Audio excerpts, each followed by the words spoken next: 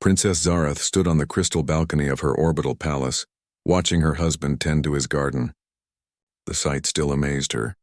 Marcus Chen, the human she had married 6 months ago, moved between the flowering plants with such care. His large hands, which should have been clumsy according to everything her people believed about humans, touched each leaf like it was made of precious glass. "The earth roses are blooming again," Marcus called out, his voice warm with happiness. He held up a red flower, its petals perfect in the artificial sunlight of the space station. "Would you like one for your hair tonight?" Zarath smiled, her blue skin shimmering in the light. Her people, the Valerians, were known across the galaxy for their intelligence and advanced technology. They had ruled star systems when humans were still learning to make fire. Yet this simple human gesture made her feel more special than any royal ceremony ever had. "That would be lovely," she replied, walking down the steps to join him in the garden. Marcus was exactly what the Galactic Council expected from his species. When the humans had joined the Council 5 years ago, everyone knew they were the youngest race in space. They were strong enough to do manual work and smart enough to follow instructions, but they lacked the wisdom of older civilizations. Most importantly, they were peaceful. Humans seemed to apologize for everything and avoided conflict whenever possible. Marcus fit this image perfectly. He was tall and broad-shouldered, but he used his strength only to carry heavy things or reach high shelves. He spent his days reading poetry, writing in his journal, and growing plants from his home world. When diplomats visited, he would bow politely and speak softly, always asking if he could bring them tea or show them his latest paintings. The marriage had been arranged by the Galactic Council to strengthen ties between Earth and the Valerian Empire. Zarath had expected a political partnership, nothing more. Her father, Emperor Vextal, had chosen Marcus from a list of suitable human males. The requirements were simple: educated, healthy, and most importantly, gentle. "The humans are like children in many ways," her father had explained. "Strong children who need guidance. This Marcus Chen has been recommended by their leaders." He was some kind of teacher before this arrangement. Teachers are always peaceful people, but something unexpected had happened in the months since their wedding.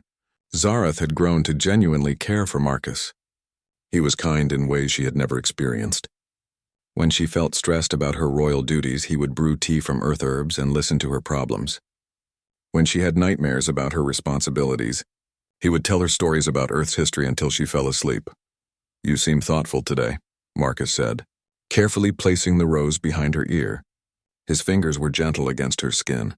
"Is everything all right?" "I was just thinking about how different you are from what I expected," Zarath admitted. "When our marriage was first arranged, I thought I would be stuck with someone boring and simple."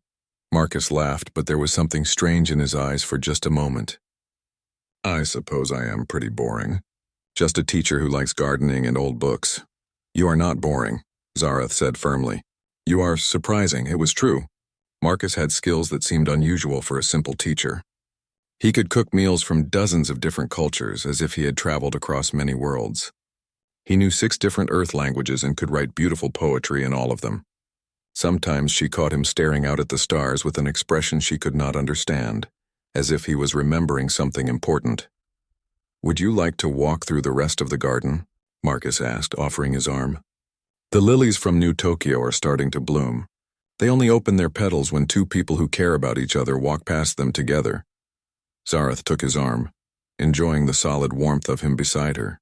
This was why she had fallen for her human husband. He knew exactly what to say to make her feel special, but he never seemed to be trying too hard. Everything about him felt genuine.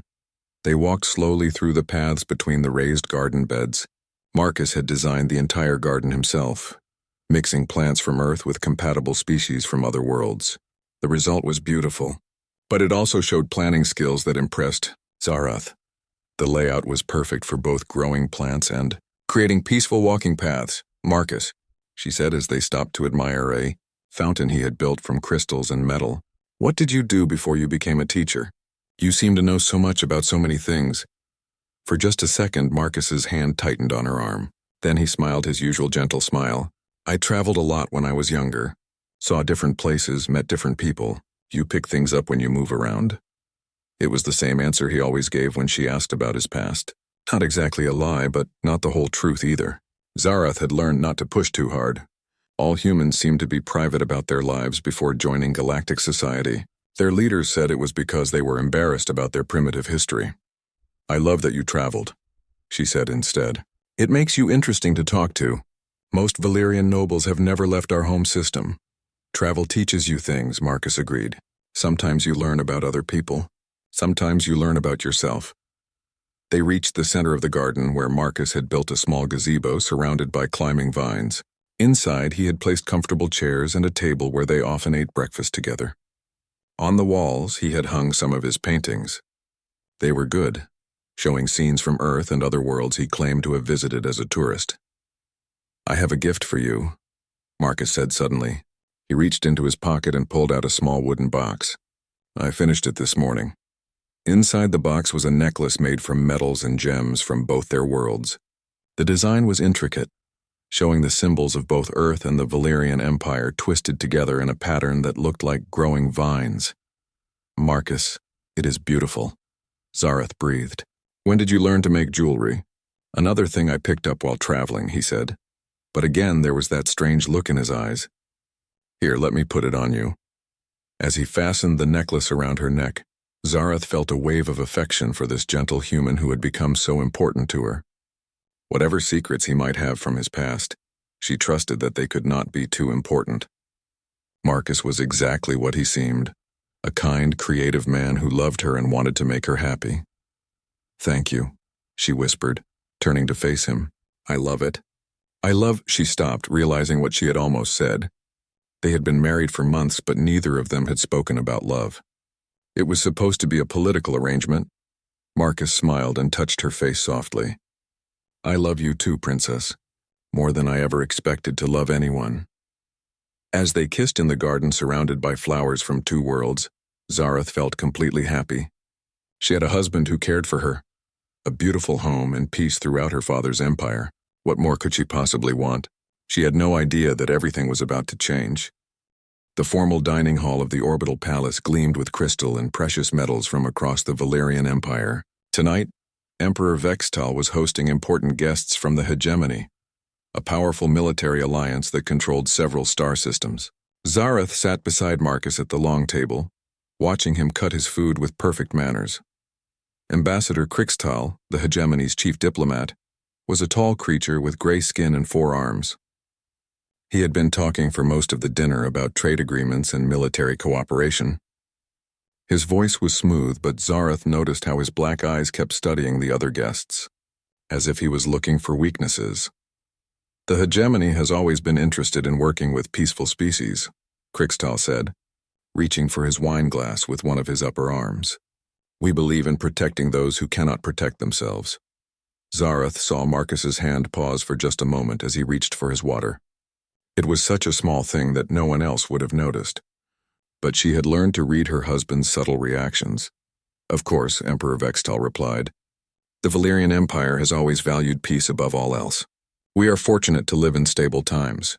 "Indeed," Krixtal agreed. His eyes moved to Marcus and his voice took on a tone that made Zareth uncomfortable.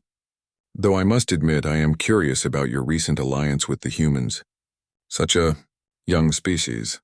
Do they truly offer anything valuable to advanced civilizations like ours?" The question hung in the air like a bad smell. Several other guests turned to look at Marcus, waiting to see how the human would respond. Zareth felt angry at the insult, but she also felt curious about what Marcus would say. Marcus smiled politely and dabbed his mouth with his napkin. "I think humans are still learning our place in the galaxy, Ambassador. We try to contribute what we can."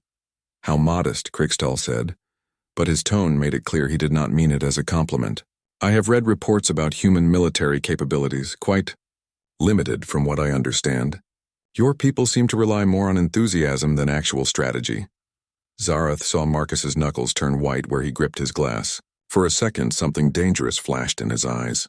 Then it was gone, replaced by his usual gentle expression. "We do our best," Marcus said quietly. "I am sure you do," Krixtal continued. "Though I confess I find it amusing when humans speak of military matters. Your species has such charming ideas about warfare, all that talk about honor and protecting the innocent. Very primitive." This time Marcus said nothing at all. He just stared at his plate. but Zareth could see tension in his shoulders that had not been there before. Around the table, other guests began talking about different topics, but she kept watching her husband. The rest of the dinner passed without incident, but Zareth noticed that Marcus barely spoke. When the guests finally left, she found him standing on their private balcony looking out at the stars in the direction of Earth's solar system. "Are you all right?" she asked, joining him at the railing. "Fine," Marcus said, but his voice sounded different, harder somehow. "Just thinking." "About what Ambassador Kriegstall said?" Marcus turned to look at her, and for a moment she saw something in his face that she had never seen before. It was not anger exactly, but something colder and more frightening. "He does not know what he is talking about," Marcus said simply. "You should not let him upset you," Zareth said, taking his hand. "Everyone knows the hegemony thinks they are better than everyone else. My father only invited them to be polite." Marcus squeezed her hand gently, and his expression softened back to normal. "You are right. I should not let ignorant comments bother me." But later that night, Zareth woke up to find Marcus's side of the bed empty. She went looking for him and found him in his study, sitting at his desk with several books open in front of him. In the dim light, she could see that they were not his usual poetry books. "Marcus, what are you reading?" He looked up quickly and closed one of the books, but not before she caught a glimpse of the title: Advanced Tactical Analysis of Multi-Vector Assault Strategies. It was definitely not poetry. "Just some old Earth history," he said, standing up and moving to block her view of the desk. "I could not sleep, so I thought I would do some reading." "History?" Zareth stepped closer, trying to see around him. "What kind of history?" "Nothing interesting," Marcus said, gently turning her toward the door. "Come on, let us go back to bed. You have meetings with the Trade Council tomorrow."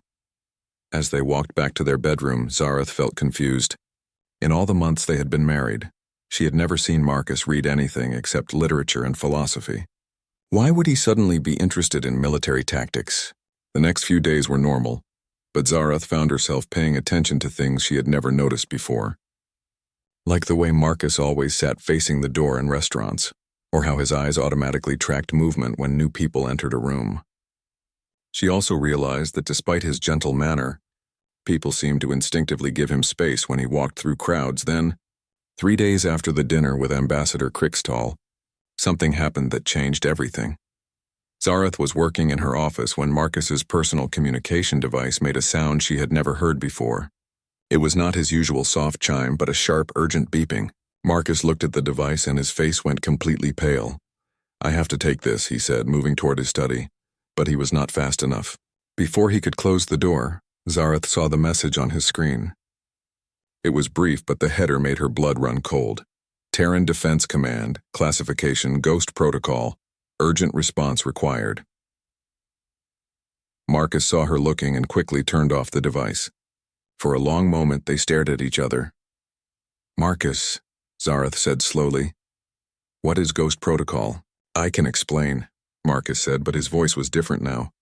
All the gentle softness was gone, replaced by something sharp and controlled. "But you might not like what you hear." "Try me," Zareth said, crossing her arms. Marcus looked at her for a long time, as if he was making a difficult decision. Finally, he sighed and sat down heavily in his chair.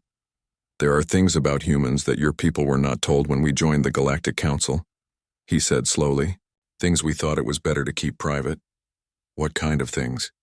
"The kind that might make other species nervous about having us around," Marcus said.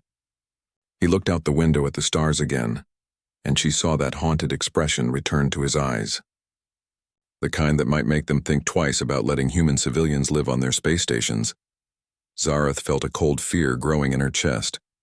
"Marcus, you are scaring me." "I know," he said quietly, "and I am sorry for that. But I think it is time you learned the truth about your harmless human husband." Outside their window, the stars seemed to glitter with a new kind of danger.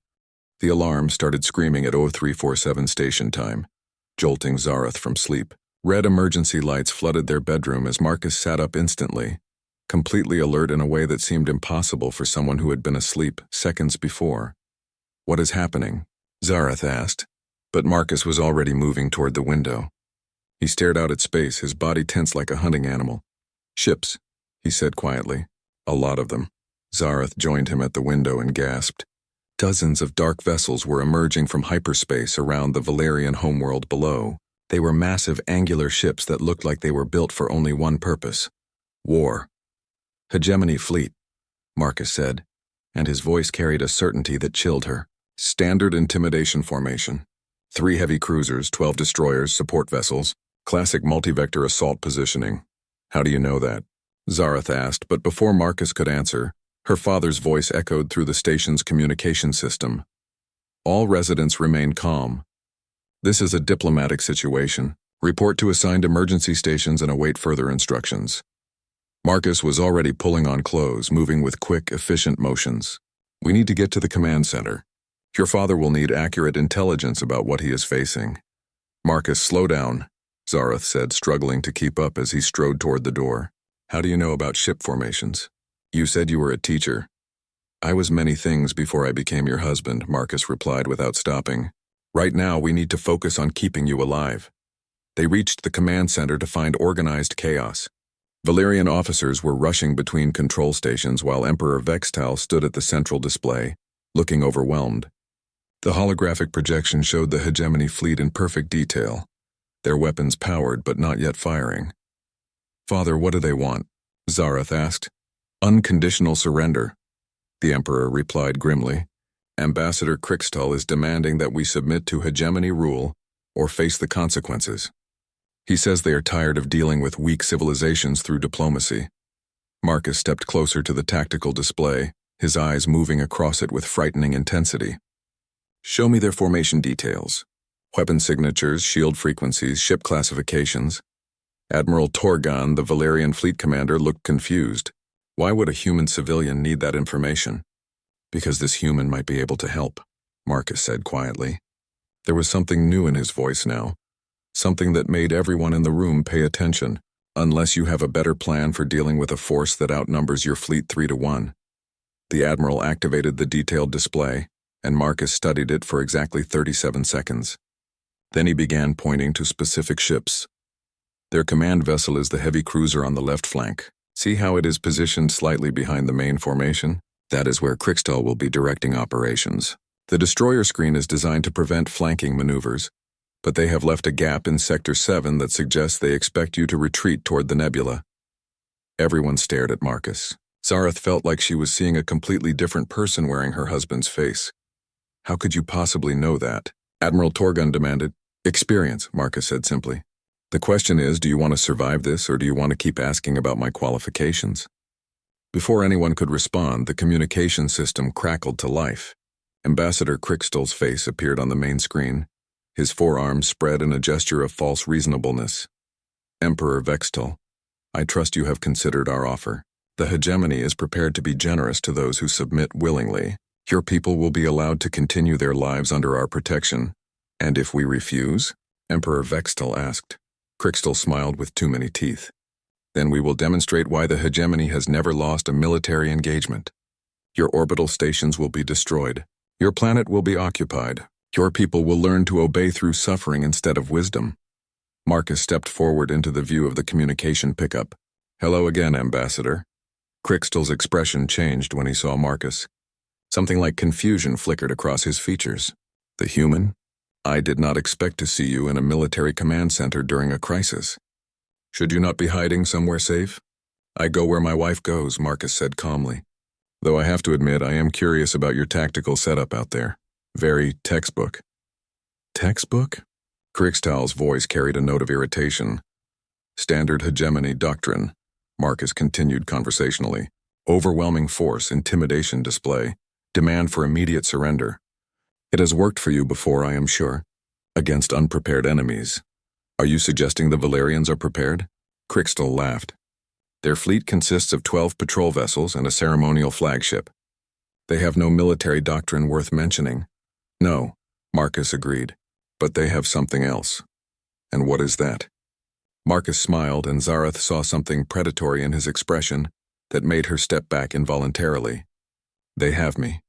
Crixtal stared at the screen for a moment, then laughed louder. "One human?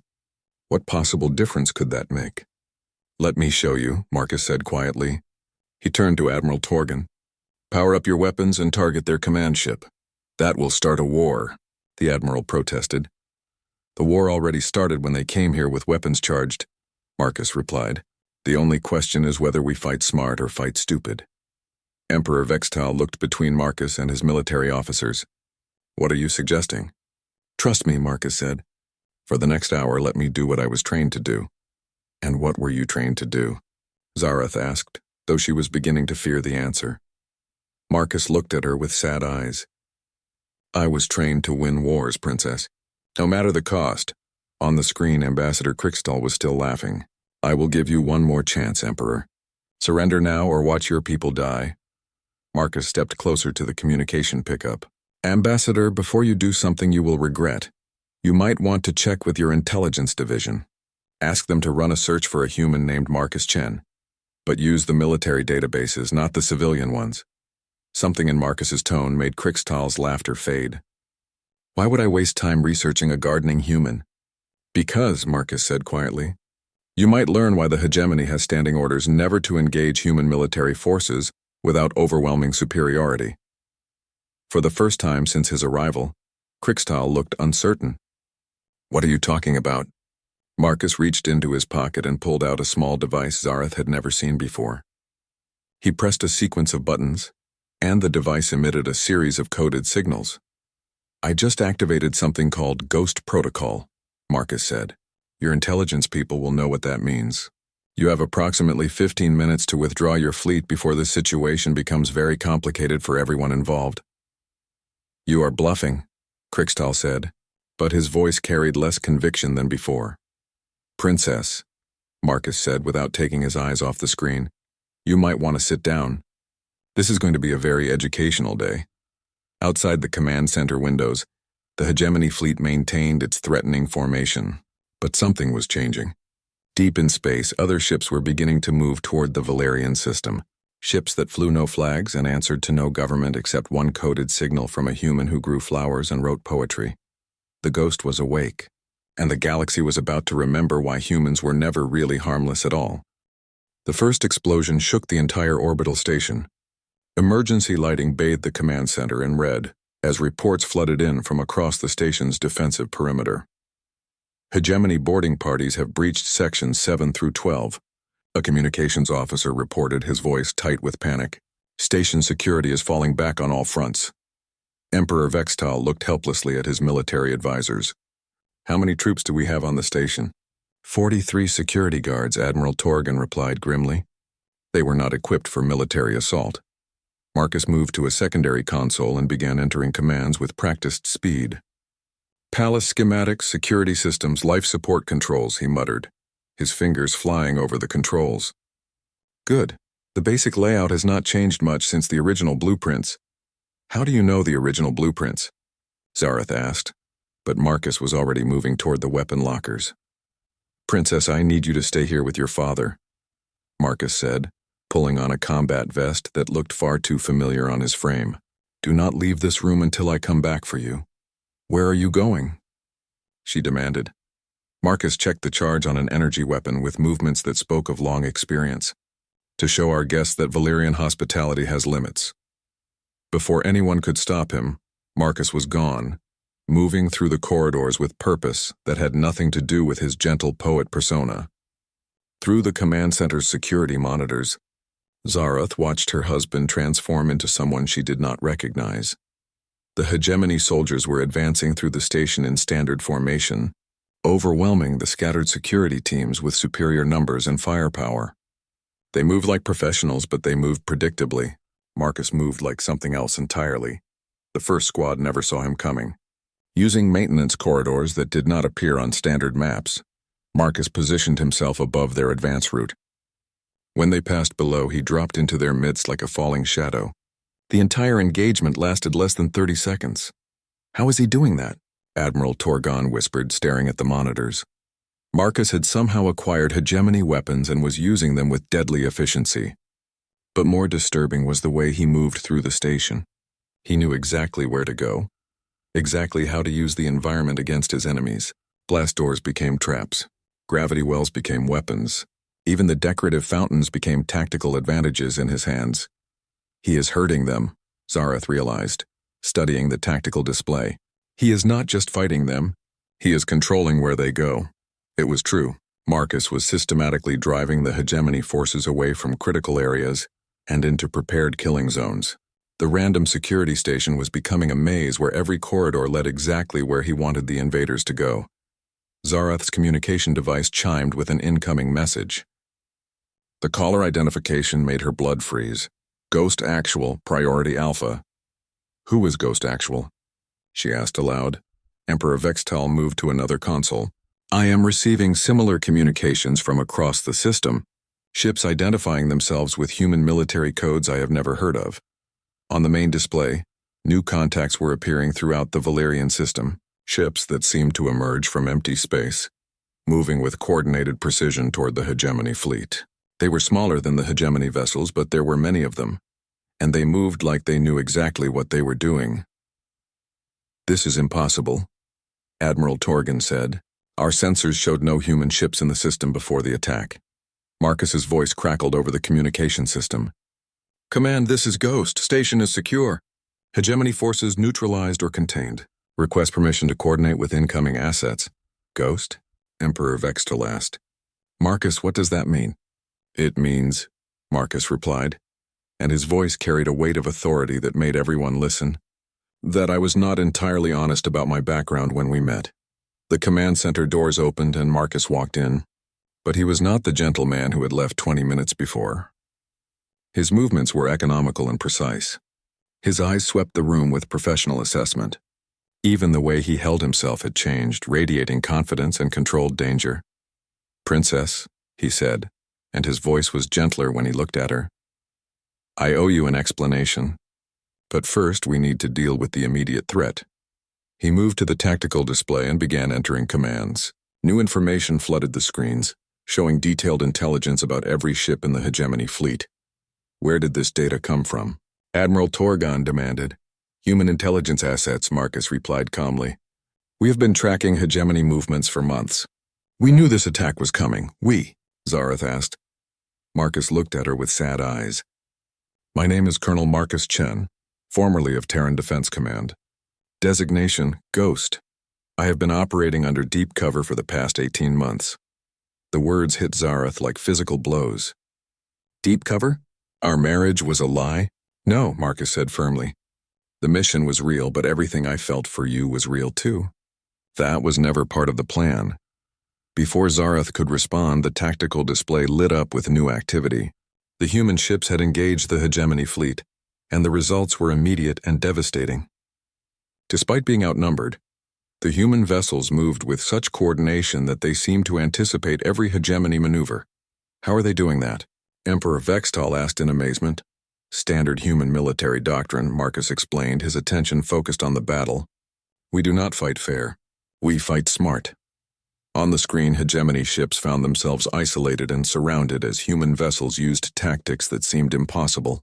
They appeared where they should not be, struck where they were not expected, and vanished before counterattacks could be launched.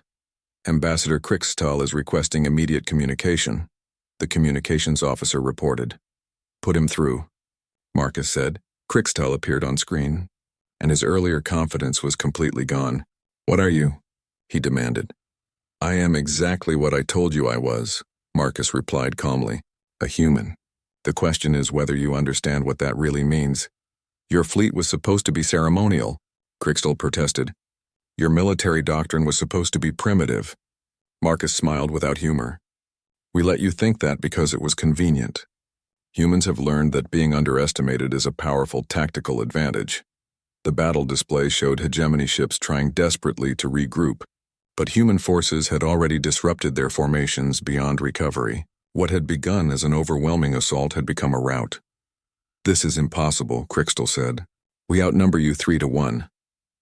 Numbers do not matter when you are fighting the wrong war, Marcus replied. You came here expecting to intimidate peaceful civilians. Instead, you found something very different. What do you want? Krixtal asked, his voice defeated. Marcus looked at Zarath, then at her father. That is not my decision to make. I am just a gardener who happens to know something about tactics. Emperor Vextal stepped forward.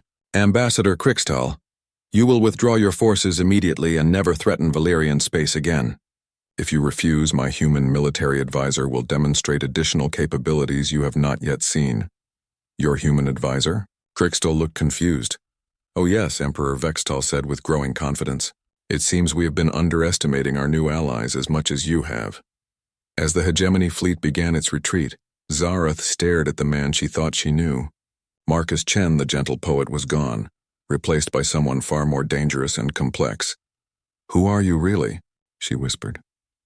Marcus looked at her with eyes full of regret and hope. I am still the man who loves you, Princess, but I am also the man who was sent to protect you and your people from threats they never saw coming.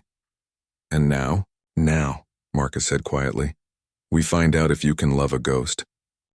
3 hours after the last hegemony ship limped away from Valerian space, Marcus stood in his garden, carefully replanting flowers that had been damaged during the station's emergency lockdown. His hands, which had moved with deadly precision during the battle, now handled the delicate petals with the same gentle care Zarath remembered from their early days together.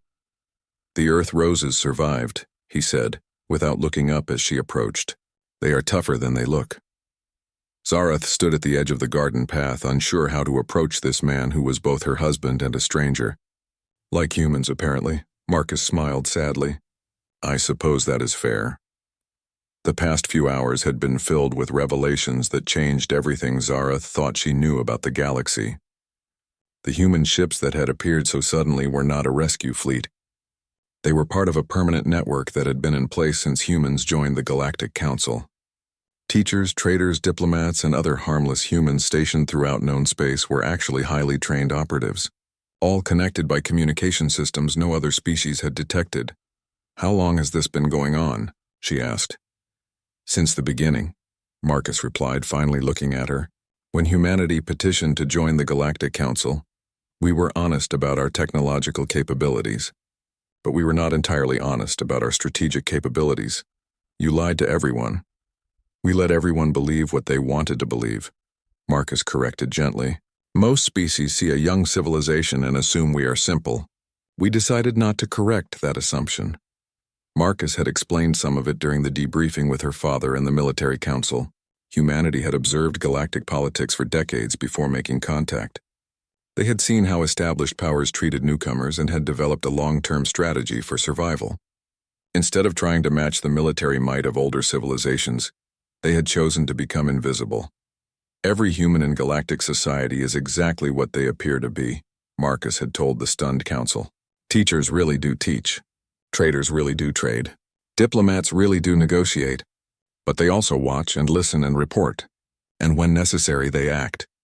So our marriage was just another assignment, Zarath said now, trying to keep the hurt out of her voice. Marcus set down his gardening tools and stood to face her. It started that way. The mission was to establish close ties with Valerian leadership and monitor potential threats to the region. Marriage to you was the obvious solution. How romantic. But that is not what happened. Marcus continued urgently. I was supposed to maintain emotional distance. I was supposed to play a role and gather intelligence. I was not supposed to fall in love with you. Zarath wanted to believe him, but everything felt different now. How can I trust anything you say? You have been lying to me for months. Because, Marcus said quietly, if this had just been a mission, I would have left with the other ships an hour ago. Ghost operatives do not stay in one place after their cover is blown. We disappear and start over somewhere else. He gestured around the garden they had built together. But I am still here asking you to forgive me for keeping secrets that were not mine to tell. And if I cannot forgive you? Marcus looked out at the stars where human ships were still patrolling Valerian space. Then I will accept that I lost the most important thing in my life because I was too good at my job. Zarath studied his face, looking for signs of deception. But the man standing before her was still recognizably the husband she had fallen in love with. The gentleness was real, even if it coexisted with capabilities she had never imagined. Show me, she said finally. Show you what? Everything. I want to understand who you really are. Marcus hesitated, then nodded. He led her to his study, where he activated hidden controls that revealed equipment she had never seen before. Banks of communication devices, tactical displays, and data storage systems filled spaces that had appeared to contain only bookshelves. This is how we coordinate across the galaxy, he explained. showing her the communication network. Every human operative reports through encrypted channels. We track ship movements, political developments, potential threats, like the hegemony. We have been watching them for 2 years. Their expansion pattern was predictable.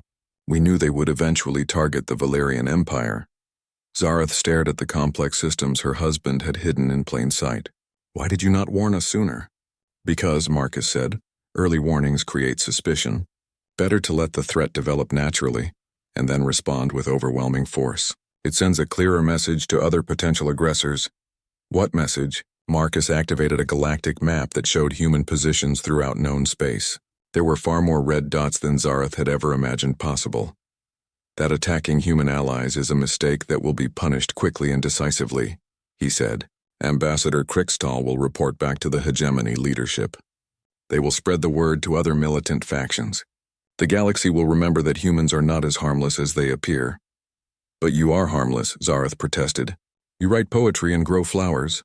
Marcus smiled, and for the first time since the battle it reached his eyes. I do write poetry, and I do grow flowers, and I love you more than anything else in the universe.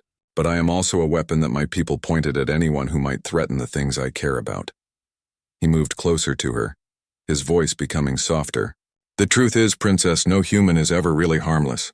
We are a species that conquered our own planet through warfare, then learned to live in peace with each other. We carry both capabilities inside us always, and that is terrifying.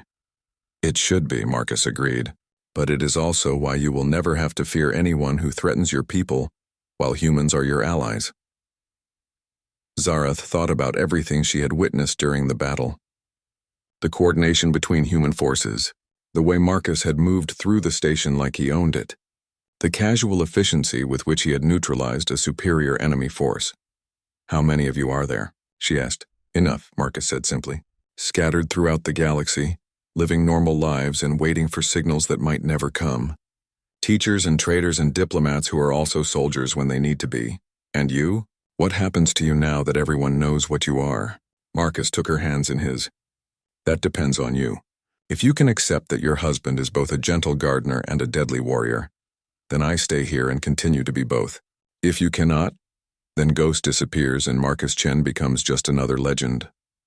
Zareth looked into his eyes and saw the same love that had grown between them over months of quiet mornings and peaceful evenings. But now she also saw the strength that had protected her and her people when diplomacy failed. I have one condition, she said finally. Anything? No, more lies. Ever. I want to know everything about this network, about your missions, about the threats you are watching for. If we are going to be married, we are going to be partners in everything. Marcus smiled with relief and pulled her close. I can live with that arrangement. Good, Zareth said, surprising herself by smiling back. Because I think I am going to enjoy being married to a ghost. Outside their window, human patrol ships continued their vigilant watch over Valerian space. The message had been sent and received throughout the galaxy. Humans were still the youngest species in galactic society, and they were still willing to work for peace through diplomacy and cooperation. But they were never, ever harmless. As Marcus kissed her in the garden where earth roses bloomed beside alien flowers, Zareth realized that their marriage had become something more than either of them had planned. It was a symbol of what humans really offered to the galaxy, the promise that those who chose peace would always be protected by those who were very, very good at war. And in the end, that was exactly what the universe needed.